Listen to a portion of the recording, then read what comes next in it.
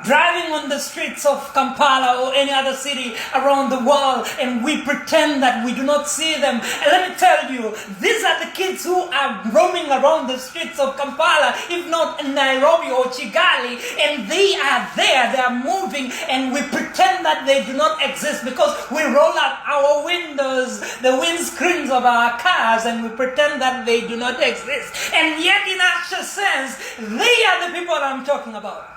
The kids that roam around in our cities and they do not have anywhere to go, and when they call you auntie or mommy or daddy, offer me a place to study, to learn, to get better, and we pretend that we are not aware of that. Given an opportunity to let them go study and learn to be better citizens, we give the opportunities to the rich and the better class who have the money and they can afford to take their kids to school.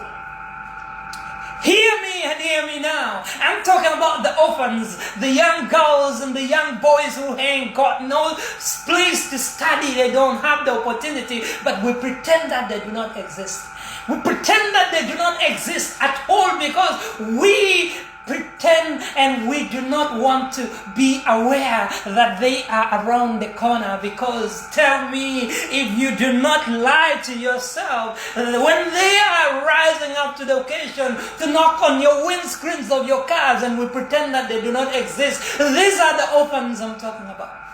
And every kid deserves to live, and every kid deserves the best, because it is very clear in Jeremiah 29:11. It says, I have the plan for you, and the best plan for you, and hope and the future. And how much more can you and I do together to make sure that we are raising beautiful and young girls who are going to be not only women and ladies of good caliber, but yet again we pretend and we forget and we look down on them, and we do not want to even know that they are around us, and we do not want to know the fact that they are yearning to breathe and they're yearning to get an education, to be great women and great men of great substance.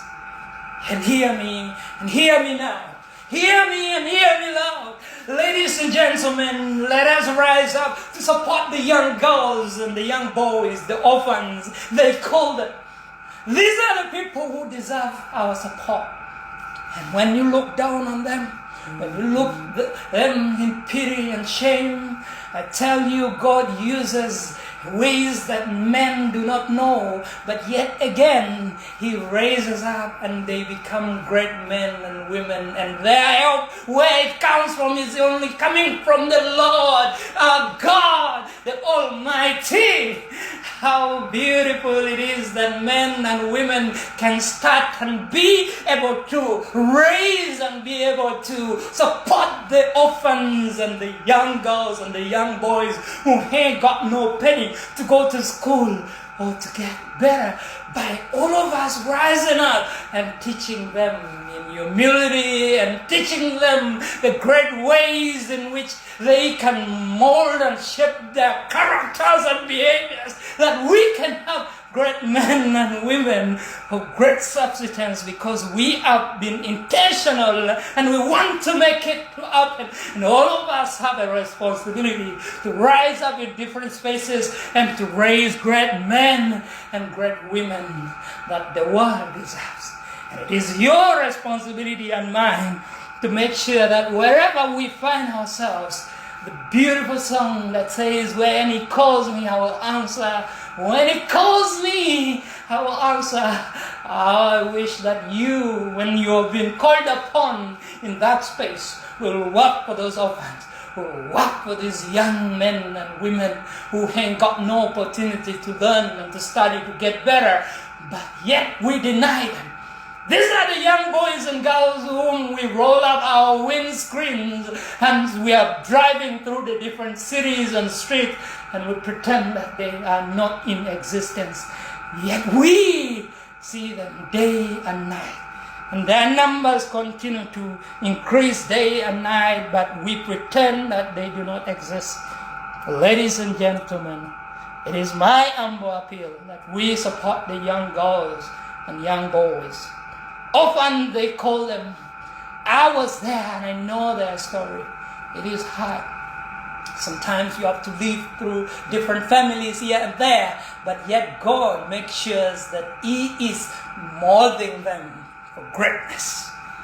And it is true that wherever you find yourself as an orphan, that young beautiful girl, young handsome boy, know one thing, that the hope should be kept alive and well. That situation is not permanent.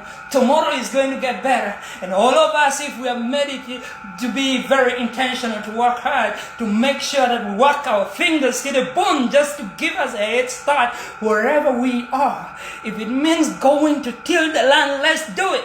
If it means rolling up our sleeves and going to make sure that we do something that elevates our status quo, and that should be done.